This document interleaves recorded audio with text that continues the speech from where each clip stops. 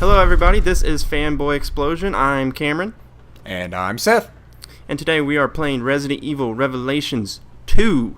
Now this is the second episode.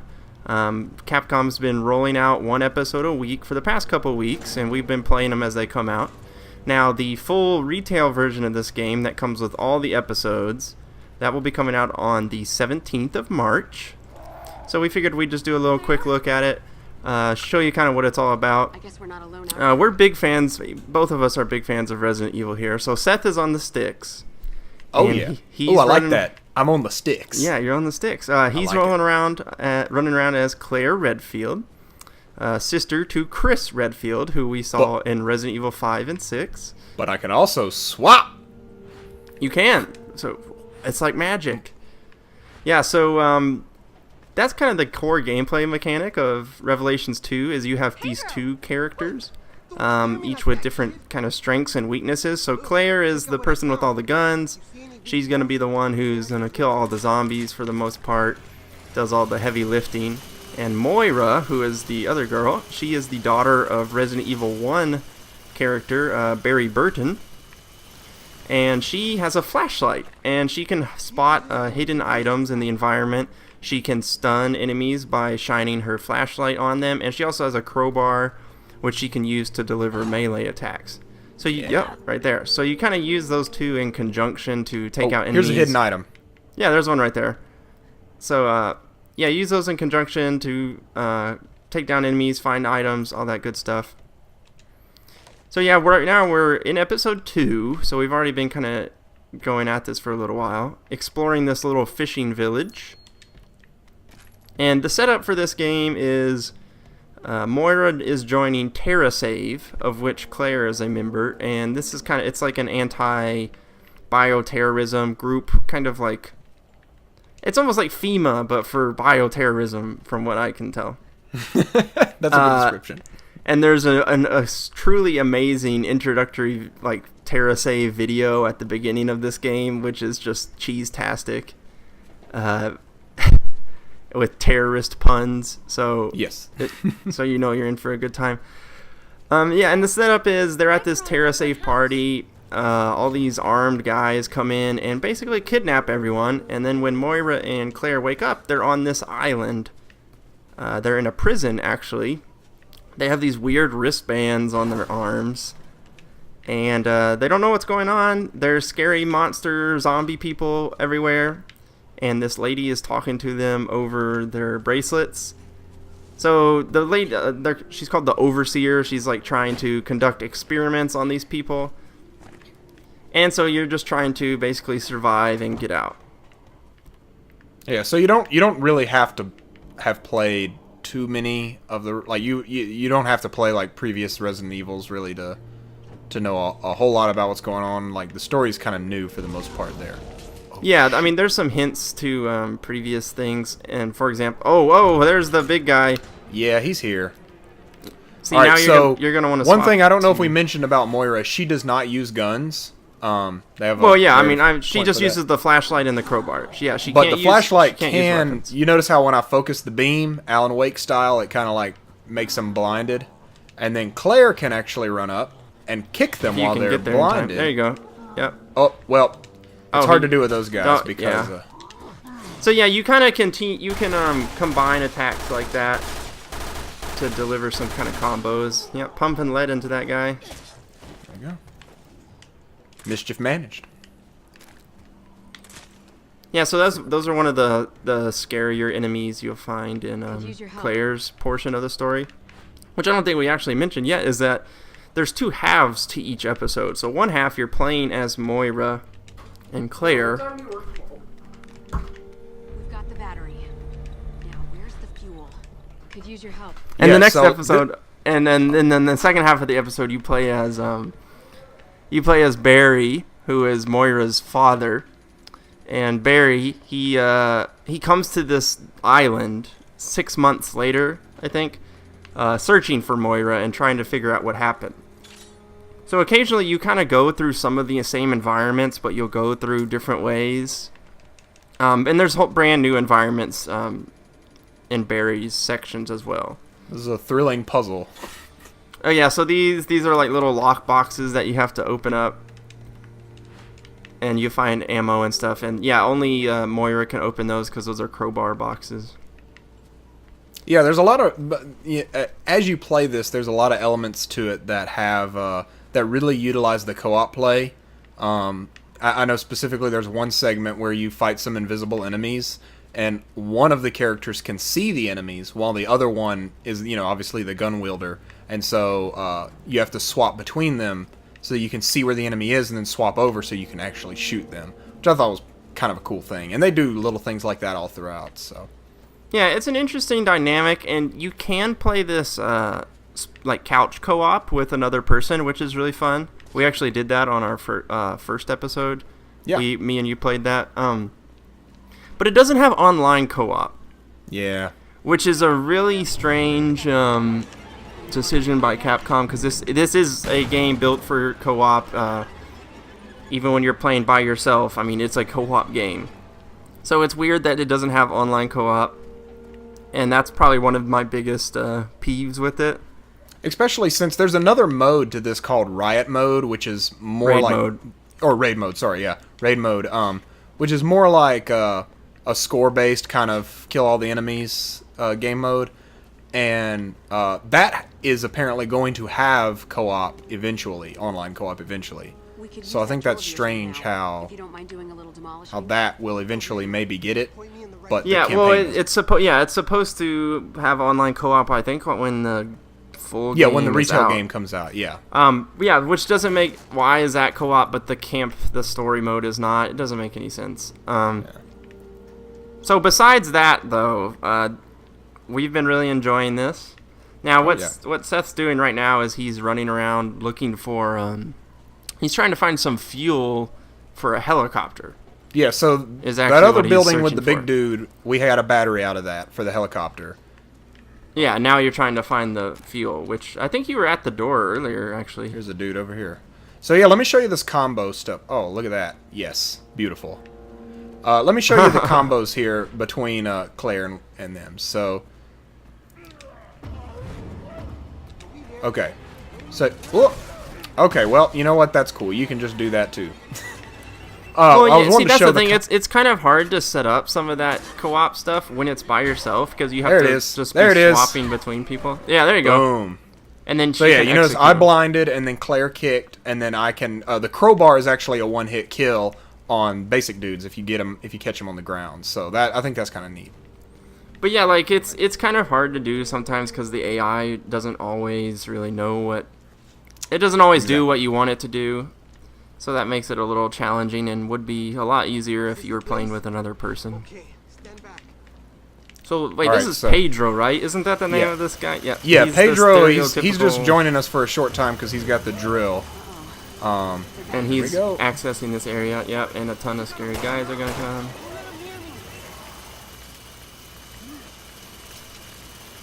And so each episode of this is probably about 3 hours long, I would say. When you combine like each half of like the Claire part and the Barry okay. parts. So together, I guess with 4 episodes, it's probably around like 8 to 10 hour long game. Now it is only $25 if you download it with the season pass. If you buy the retail version, it's gonna be $40. But that's also going to come with some extra stuff for the raid mode. Oh, nicely done. Now you also have these sub-weapons, which you saw Seth throw like a flaming bottle earlier. Yeah, and you craft those. Yeah, you can craft items. You find like bottles and gunpowder or alcohol in the environment. Yeah, so here's the inventory. So like you can take a bottle and combine with some alcohol that makes a cocktail, Molotov like cocktail, yeah. basically a flame bottle that I used earlier. Yeah, and so you have 2 inventories. You have an inventory for Claire and Moira, and you can pass items between the 2. Yeah, so I can go like, boop, you need that more than I do, or you need the... I don't know, I see that the passive person, the non-gun wielder, tends to be more of a pack mule. Like, you tend to Yeah, I just mean, load they 'em up. definitely are, yeah. Oh, there's a dude up here. Oh, I remember this scumbag guy behind this door. Yes, he's so dumb. He hit. Oh, he got you too. Yeah, he got me when I was playing through it the first time. Yeah. Because he's just hiding there, like right in that one corner, and you can't really see him. I managed to trace the bracelet's transmissions. They're coming from the What's up, dog? Oh, wow. Uh-oh. Uh-oh. Uh-oh. Yeah, no interference. Nice work, Pedro. The location might be the key to Yeah, there's some each half, like like you were saying, each episode is divided into two halves, and I think that the two halves, the two kind of separate campaigns, do a good job of kind of highlighting different aspects of the story and the characters. Like this tends to be a more action-based campaign, like with Claire and Moira, whereas when you go over to Barry and Natalia, it's more, there's a lot more stealth involved and a lot more strategy and planning. I think that's kind of a neat way to break up the kind of monotony that sometimes. Well, yeah, it definitely fall stays into. fresh. Swapping Yeah. between the characters and the perspectives and the time periods really helps keep the game interesting, and it lends itself well to the episodic kind of format they're doing. Oh yeah. I mean, in my opinion, this game, story-wise and just gameplay-wise, is more enjoyable than 6 was. Like Resident Evil 6. this should have been 6. Like Yeah. this, so far this storyline seems more like what Resident Evil 6 should have been. I can't even tell you what the storyline of Resident Evil 6 was. It was just some giant terrorism attack on, I don't even know, where was it? It was like, was it Hong Kong or something like that? It was just Yeah. some big bioterror attack, and Chris had to stop it, and Leon he's like, I'm saving the president, or whatever. Except the president dies in the first 2 minutes. So, but yeah, I mean, just overall, like if you're a fan of Resident Evil and you're a fan of this kind of, really intense, low ammo gameplay that kind of became popularized with Resident Evil 4, there's definitely a lot to enjoy here. I think this is a good blend between like it feels more like Resident Evil 5 as far as like gameplay. Yeah. Instead of 6 where you're like rolling around on the ground and stuff. So if you didn't like that aspect of 6, then this game is perfect for you. Yeah, I mean, there's still plenty of action, but there's also some puzzle solving. It's creepier and moodier than 6 was, which 6 was just kind of...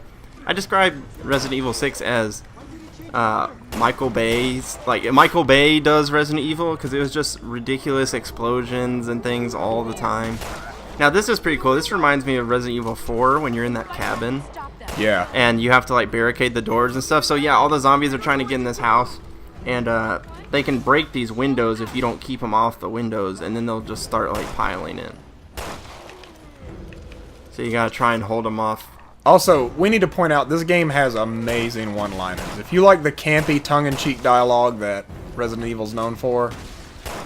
Yes, I think whoever was writing this game definitely, they highlighted that fact more than ever. Like, I think playing through Resident Evil 6, there wasn't that campiness, and maybe that's why I didn't like it as much. It was, like, way too serious. And for a game to feature a giant zombie Tyrannosaurus Rex and somehow still be, like, dead serious, it's just a little strange. It just didn't work exactly. But part of the fun of Resident Evil is, yes, that it's a pretty serious situation and there's some serious themes, but at the same time, like, Resident Evil 4 knew kind of when it was being completely ridiculous and knew how to have a little bit of fun with it. Same with Resident Evil 5, and the dialogue in this game definitely plays up that fact. And Moira specifically has a lot of really great lines. But, I mean, she's been trained by Barry Burton, who is the master of dialogue. If you've played Resident Evil 1 and remember his master of unlocking lines and Jill Sandwich lines. Which they actually reference in this game, which was really funny. Actually, if you're a fan of the series, they make some pretty funny references to that. Oh man, they have stormed the they're cabin. here now. Alright, so just like in Resident Evil 4, Gotta wiggle go upstairs the sticks. when shit hits the fan. Yeah, funnel 'em. Boom. Wait. Did you throw I threw a that? decoy bottle. So yeah, one of the Oh, new okay. throwables is a decoy bottle. So you notice they're ignoring me right now. They're going to like investigate, and then it explodes. Yeah, actually, those are pretty handy. I should probably use more of the bottles when I'm playing. I tend not to really use them, but they are pretty handy. Oh, are you serious? Oh, whoa! He's getting a little close for comfort. There we go. I'm running low on ammo across the board, but yeah, this game also gets back to its roots of like inventory management becomes key. Like there are some times where you have to decide between more ammo or more materials for throwables. I think that's essential for any Resident Evil series.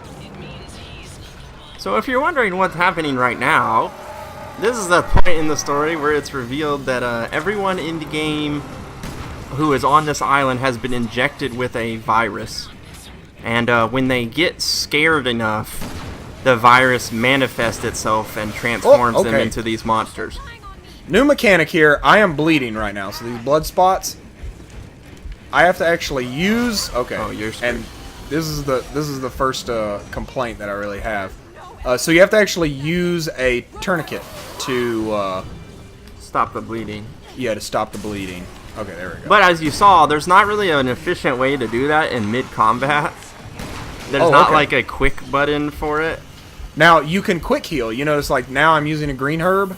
You do that by holding down one of the shoulder buttons. So they made healing easier. Okay, But the tourniquets, yeah, the tourniquets will just continue to hurt, or the bleeding out will just continue to hurt you until you use the tourniquet. And mid-fight like this, it's pretty difficult to do. Okay, we need to go outside. Oh no, okay, maybe this was a. But you only bleed out when you get hit by like heavy attacks from like big characters, like boss characters like that.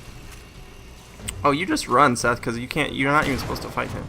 Oh, okay, yeah.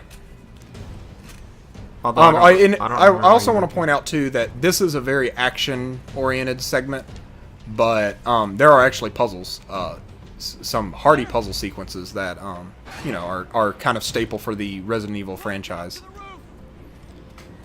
So let me see if I can get up on this roof here. I know a little back way here. Now, yeah, half the time I just have to trust that okay, he knows about my back way. Oh man, we're just gonna do that. We're gonna do that little trick. There we go. All right, I don't know how I'm gonna get Moira up here. Let's see. Oh, Moira's in bad shape, man. She's in bad shape. yeah, that's. So yeah, this is yeah, and this is where like not having another person is kind of annoying, because sometimes your AI buddy like will not follow you very closely, and you have to kind of like catch them up. And that guy, AI. Right. Well, and yep. There you go. So that's it. A So now shining we're gonna do example. the good old escape. But yeah, I mean, this is a healthy entry into the Resident Evil franchise. Some you can see that some of the classic characters are back, but they introduced some new ones as well. I actually love Moira. Moira is quickly becoming one of my favorites. She's just as sassy as Barry is, and she has some great one-liners as well as some good character moments too. So Yeah, and like I think I said this earlier, but it's only $25 if you download it. And you get a lot, like I said, you get a lot of content. You get about 10 hours of gameplay through the story mode. And you also get the raid mode, which is kind of this endlessly replayable arcade version where it's just mostly combat, where you're just fighting zombies trying to get a higher score. Yeah. And that's actually really fun, and we're looking forward to playing that online co-op. So yeah, I mean, $25, not a bad package at all. You get a lot of stuff, and if you're a Resident Evil fan, there's a lot to enjoy here. Definitely a big step up from the Resident Evil 6. And I think it's a step up from Revelations 1 as well. And this is a lot different from Revelations 1. yeah, see, I never played Revelations 1, so this is my first entrance into this series. But I heard the first one was kind of spooky, and this one picks up the pace with spookiness. Like there are some segments that are genuinely scary. Yeah, and like I said, we said, you don't have to know a whole lot about Resident Evil or like the past games. They make references to some of the past events, but it's not 100% necessary. I mean, you'll probably get a little more out of it, but But go to Wikipedia, read up on it, if you're really curious, and then you can fly into this and you'll be all set. Yeah, so I think this is a good stopping point. We got out of that little village area there. But yeah, there's more to this episode. So each of the episodes, there's 4 episodes in total. Each of them have 2 parts. So it's a good chunk of game, especially considering the price. Yeah, each so about an hour and a half long, I think, each part, generally. Yeah, the retail copy came out this week, or comes out this week. And the episodes have been releasing each week previously. So you can probably get the whole thing. You can get the whole thing digitally and go ahead and get started, or you can wait for the retail release this week. But yeah, I mean, it's very, very fun. The raid mode will allow for a lot more replayability, so don't feel like it's like you play it once and you're done. Like the raid mode, it has experience points, levels. Like there's a progression system there for each character, and each character has their own unique abilities. So there's a lot to explore in that mode, and that's not even part of the story mode. But yeah, I mean, me and Cameron, we both like this, so pick it up. It's good. But anyways, thank you for joining us. Make sure to like and subscribe for more Fanboy Explosion Quickies and even more videos. We also have a podcast as well, so you can head over to fanboyexplosion.com or just search Fanboy Explosion in the iTunes podcast store and subscribe there as well. So thanks so much for joining us, guys. It's been a pleasure, and we'll see you next time.